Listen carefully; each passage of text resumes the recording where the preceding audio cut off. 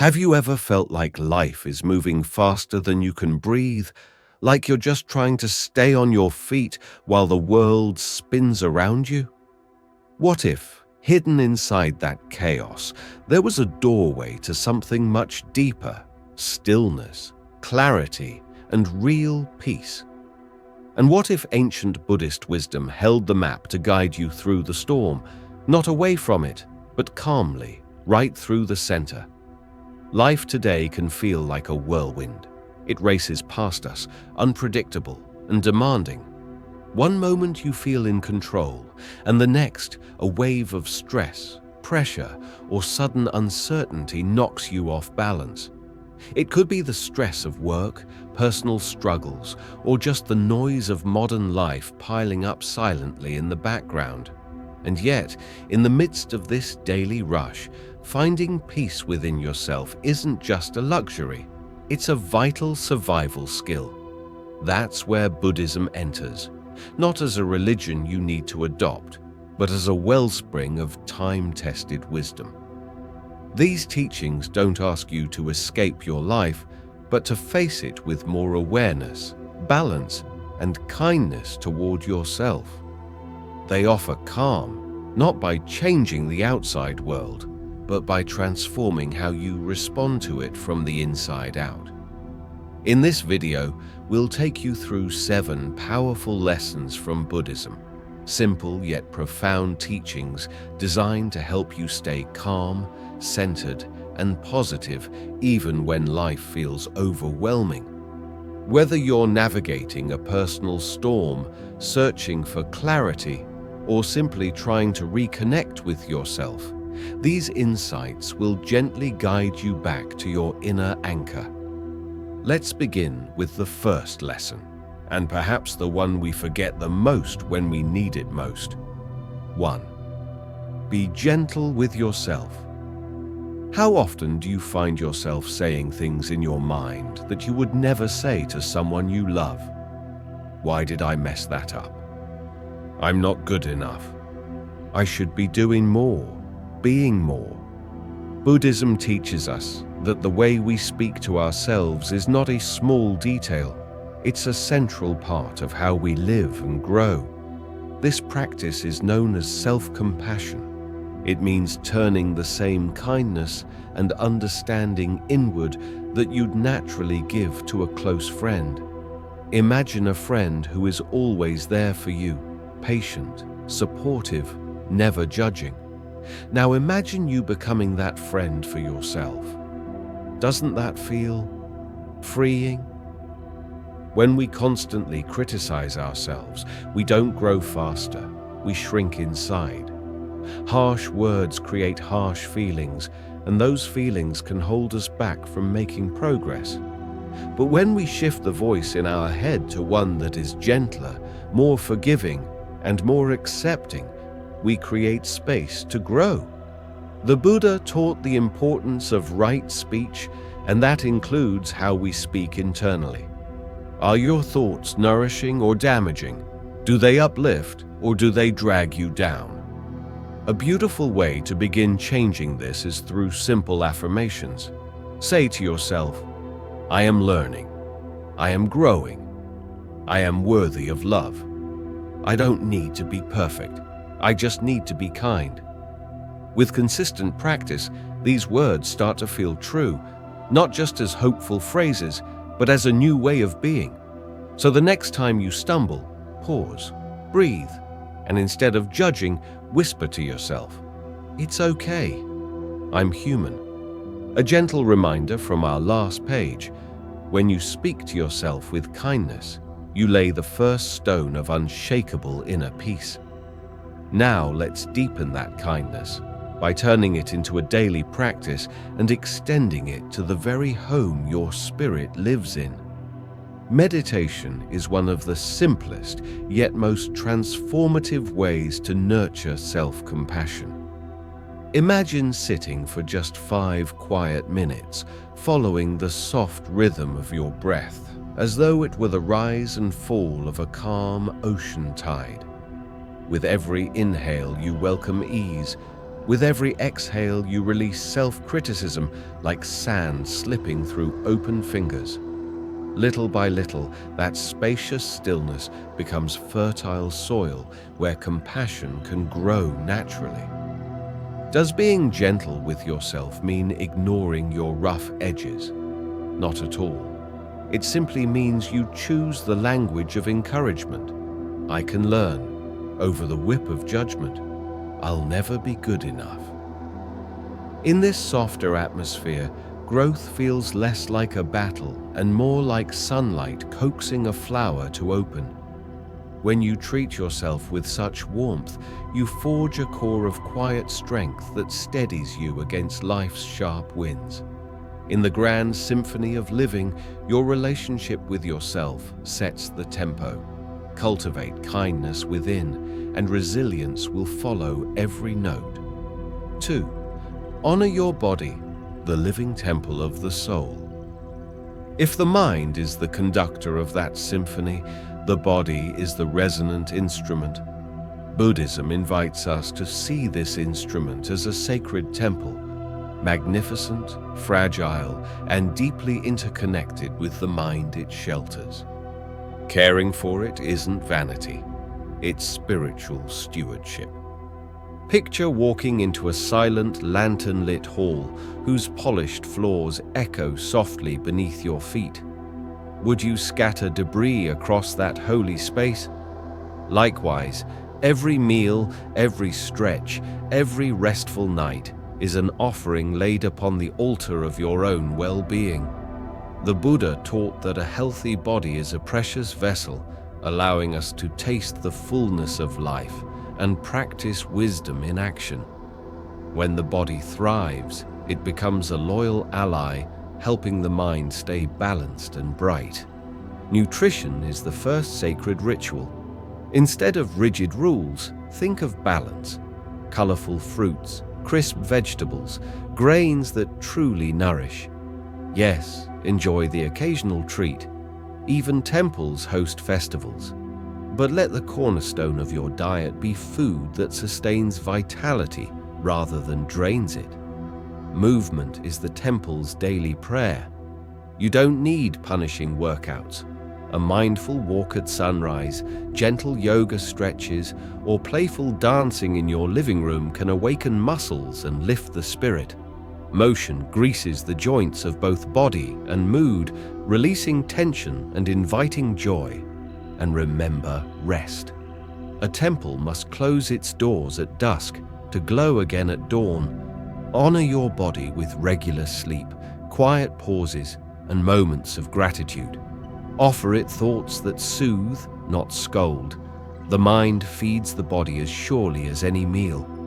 By nurturing your physical form with mindful food, loving movement, and restorative rest, you weave mind, body, and soul into a single harmonious tapestry, one that can withstand the wear of daily life. After nurturing your body with movement, food, and mindful care, there's one more essential element to complete the cycle: rest. Just as a sacred temple needs quiet evenings to cleanse and breathe, your body needs moments of stillness to restore its strength. We often overlook this, but rest is not laziness. It is recovery. It is healing. Think about it. No matter how strong or active a person is, their body cannot thrive without proper sleep. During those restful hours, your body begins to repair itself. Muscles recover, the heart slows, and your mind clears the clutter it collected during the day. Rest is like pressing the reset button for both the physical and mental systems.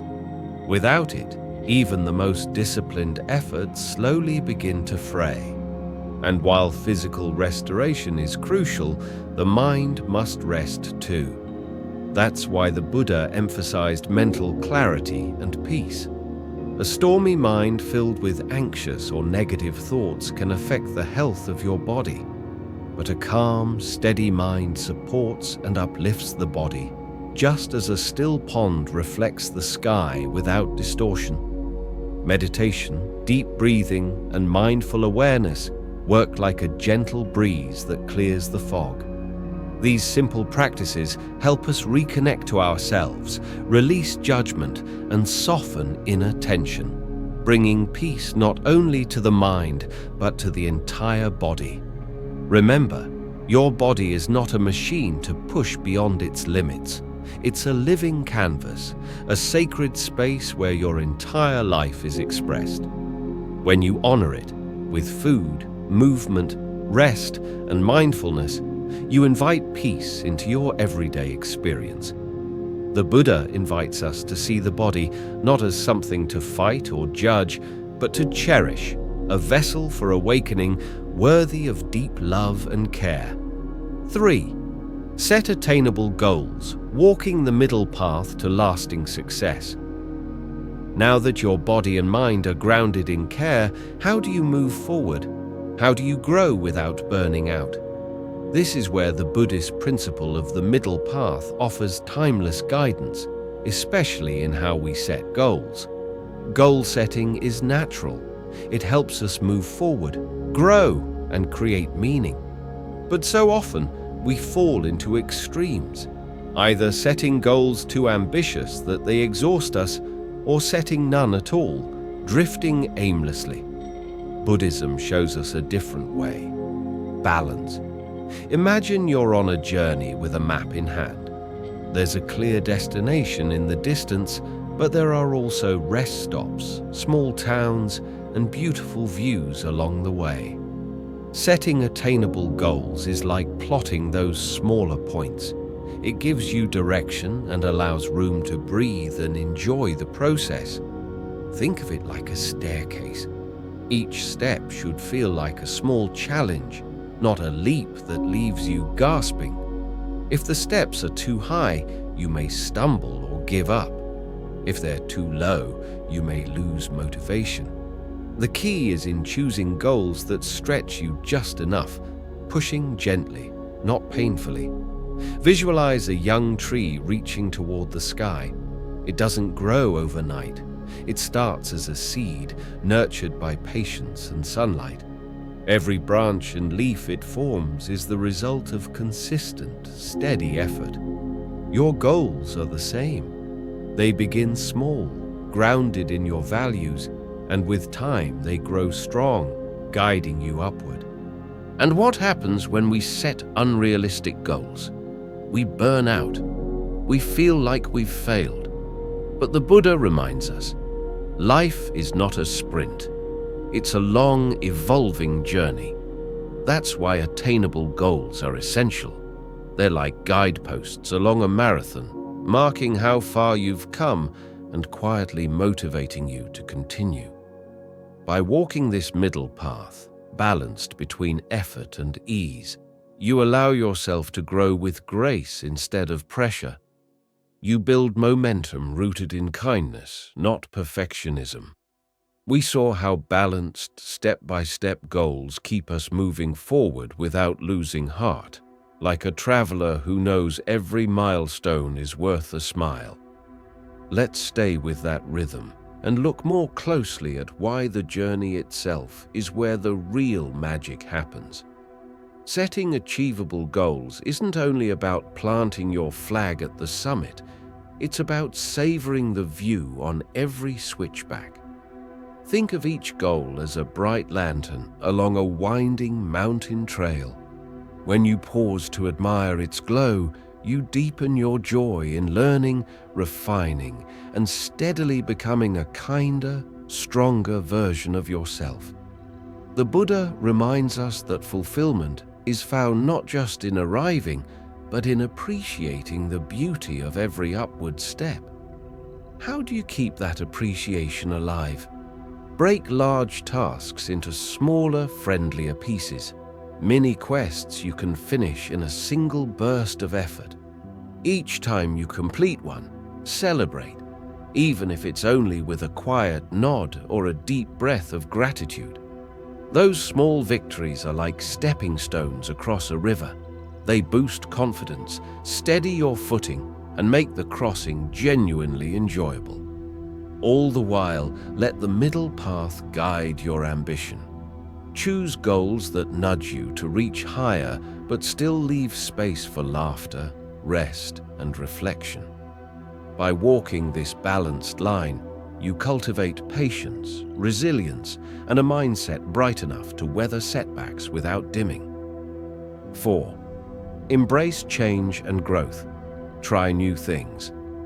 Now, with your path clearly marked, the next lesson invites you to keep that path alive. Welcome change. Life, after all, is never static. Resisting its flow is like damming a river with your bare hands. Buddhism teaches that thriving means leaning into impermanence, seeing every shift as an opening rather than an obstacle. Picture life as a vast playground. Each new experience is a hidden corner waiting to be explored, a splash of color you've never noticed before. The Buddha encouraged his followers to stay curious, like children who run toward the unknown instead of shrinking from it. Why? Because every new skill, flavor, or perspective stretches the mind and keeps the heart supple. Impermanence is everywhere. Seasons turn, daylight fades, circumstances evolve. Instead of fearing these shifts, acknowledge them as proof that growth is always possible. Trying something unfamiliar doesn't mean leaping recklessly off a cliff. It can be as gentle as learning a few chords on a guitar, sampling a cuisine you've never tasted, or simply walking a different route home. Each step beyond the familiar is a quiet act of courage and a fresh brushstroke on the canvas of your life. Imagine a tall tree standing in the heart of a forest. When strong winds blow, a tree that tries to stand rigid may snap. But a tree that bends and sways with the wind not only survives, it grows stronger with every storm. Life's challenges are like those winds. They test our flexibility and our ability to bend, to adapt, to shift without breaking. That's what allows us to stay hopeful and grounded through life's unexpected turns. Often, it's fear that holds us back. Fear of failing. Fear of what others might say. Fear that we're not good enough. Buddhism teaches us not to run from these fears, but to meet them calmly, consciously, and with courage. It reminds us that growth never comes from comfort. It comes from walking straight into discomfort and realizing we're stronger than we thought. Trying something new isn't just about the activity.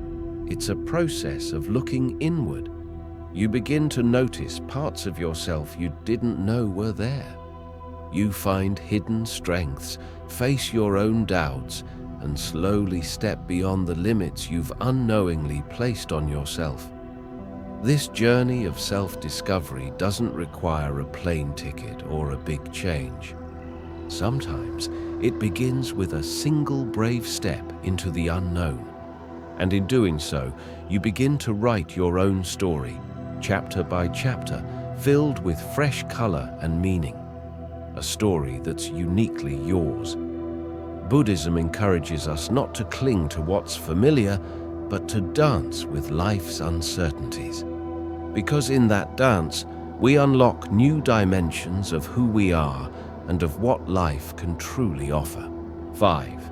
Embrace a positive outlook. Cultivate a mindful mindset. Once we've accepted change and opened the door to growth, how do we keep our hearts light and our vision clear? The answer lies in mindfulness and the gentle power of choosing a positive outlook.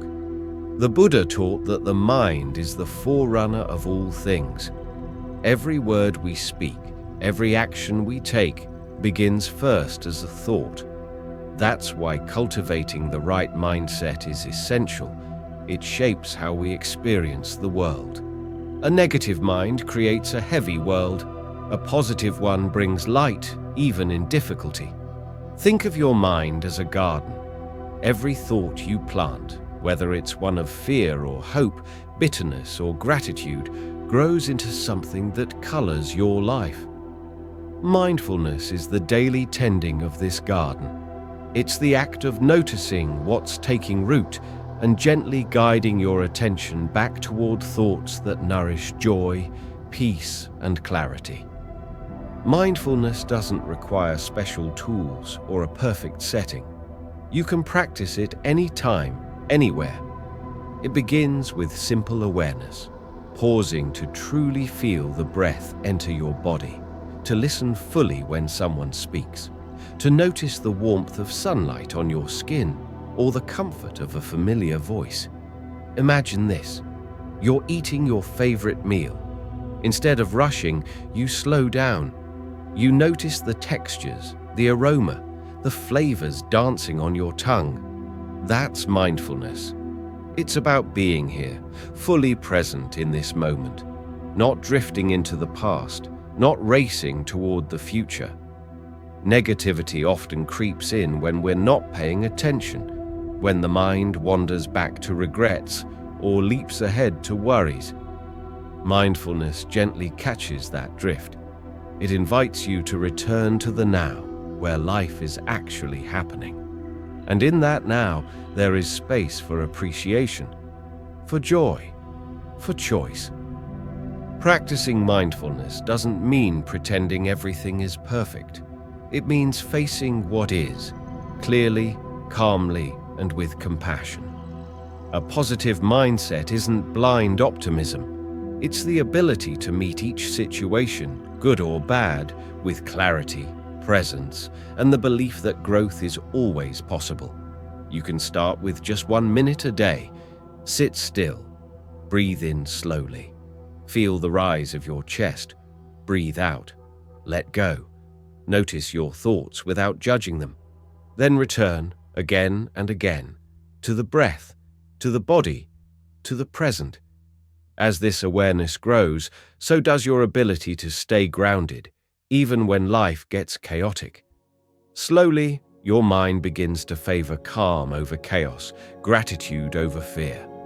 Positivity becomes not something you force, but something you live. Staying positive through mindfulness is like watering your inner garden with light and care.